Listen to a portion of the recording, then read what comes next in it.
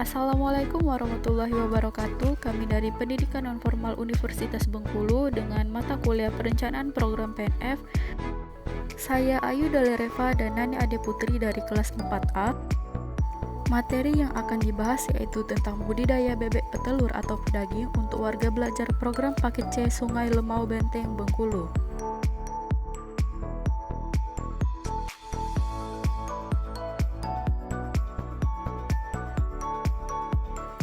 Baiklah, yang pertama yaitu manfaat dari ternak bebek pedaging. Nah, bebek pedaging dibutuhkan oleh hotel-hotel dan restoran-restoran.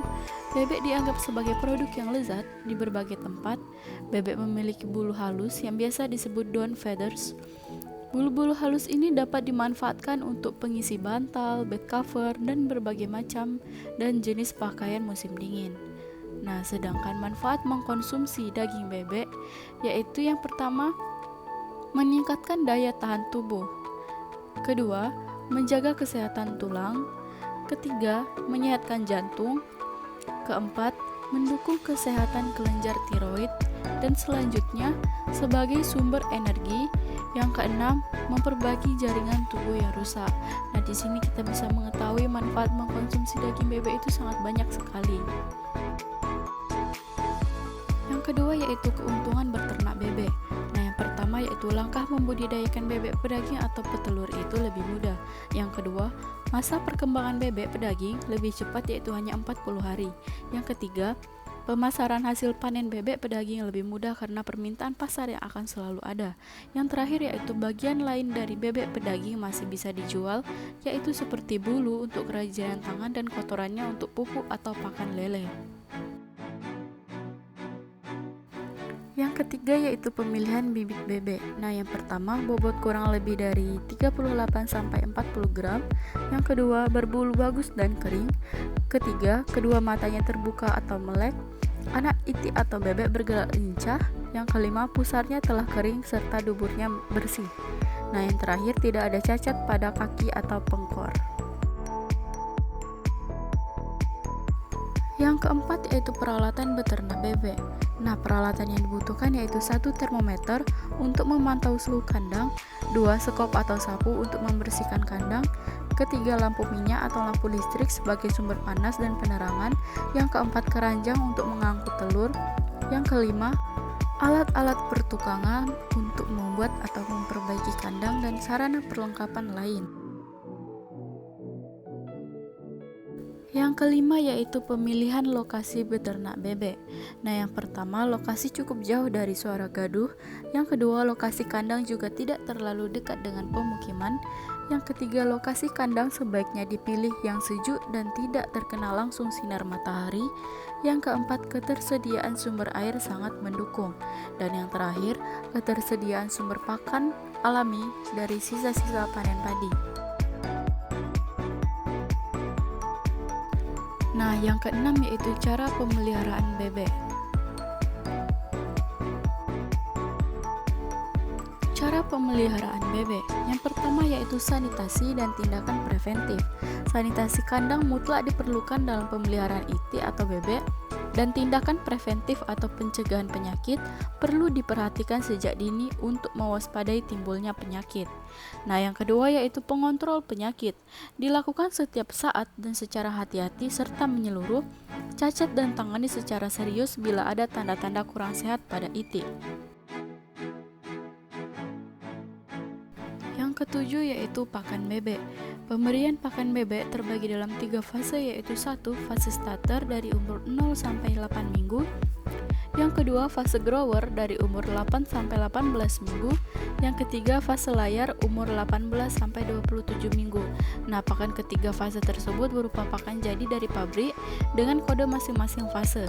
Cara pemberian pakan tersebut terbagi dalam 4 kelompok yaitu umur 0 sampai 16 hari diberikan pada tempat pakan datar, umur 16 sampai 21 hari diberikan dengan tray feeder, umur 21 hari sampai 18 minggu disebar di lantai, dan yang terakhir umur 18 minggu sampai 72 minggu diberikan secara langsung.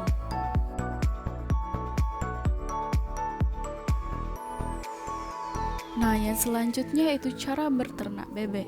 Yang pertama yaitu mengelompokkan bebek berdasarkan ukurannya. Nah, hal tersebut dilakukan untuk mencegah bebek yang lebih besar menyakiti bebek yang lebih kecil. Yang kedua yaitu menempatkan bebek pada kandang yang bersih. Karena pada kandang yang bersih akan menghasilkan bebek yang berkualitas.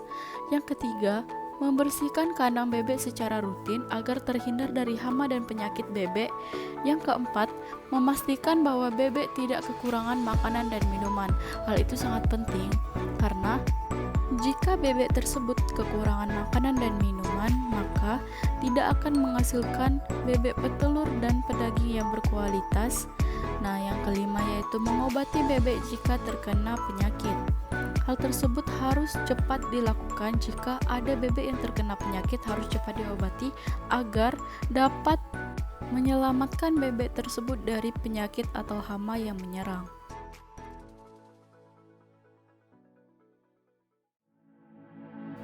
Yang kesembilan yaitu panen bebek.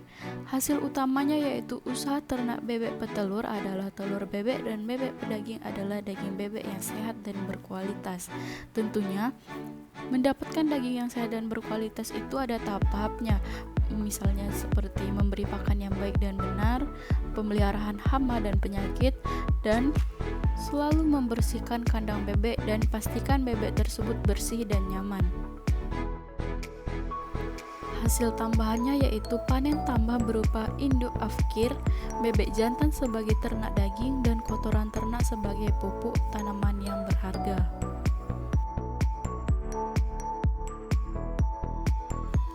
Yang ke-10 yaitu pasca panen bebek petelur. Nah, kegiatan pasca panen ini yang biasanya dilakukan adalah pengawetan. Dengan pengawetan, maka nilai ekonomis telur bebek akan lebih lama dibanding jika tidak dilakukan pengawetan. Nah, yang kita ketahui, telur yang tidak diberikan perlakuan pengawetan hanya dapat bertahan selama 14 hari.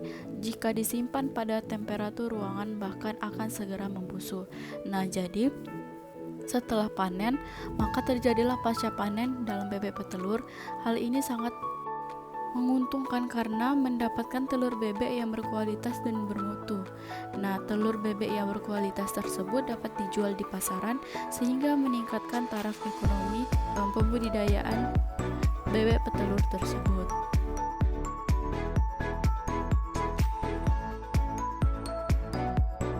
Yang ke-11 yaitu strategi pemasaran bebek pedaging. Nah, yang pertama yaitu usaha jual bibit bebek pedaging atau DOD. Untuk memasarkan bebek pedaging yang telah dipanen, Anda bisa melakukan berbagai cara. Salah satu caranya adalah Anda dapat memasarkan kepada para pengusaha yang menjual bibit bebek pedaging. Sebab biasanya mereka bukan hanya menjual bibit bebek pedaging untuk dijual lagi kepada pihak pengepul besar. Nah, jadi salah satu caranya bisa memasarkan kepada para pengusaha karena mereka tidak hanya menerima hasil panen bebek pedaging, tapi mereka akan menjual kepada pengepul besar.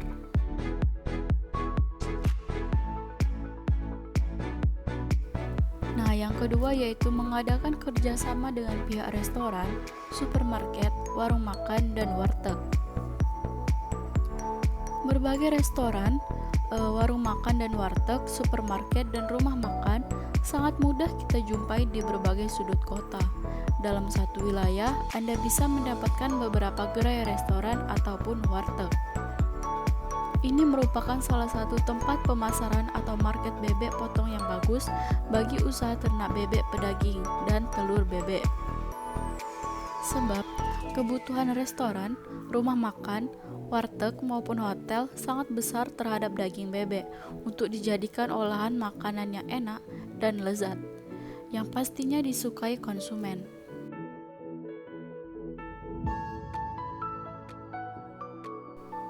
Nah, yang ketiga yaitu tawarkan ke pengepul.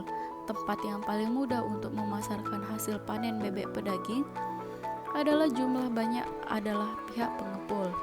Nah, Anda bisa menemukan beberapa pengepul atau bandar bebek pedaging di daerah Anda seperti di desa. Secara rutin, pihak pengepul mendatangi peternak bebek potong yang mau menjual bebek yang telah dipanennya.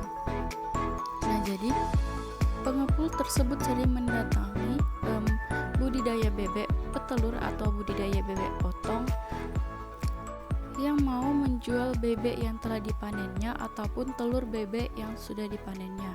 Kemudian pengepul tersebut akan menjual lagi kepada restoran-restoran, supermarket, atau warung-warung yang membutuhkan telur bebek atau bebek tersebut.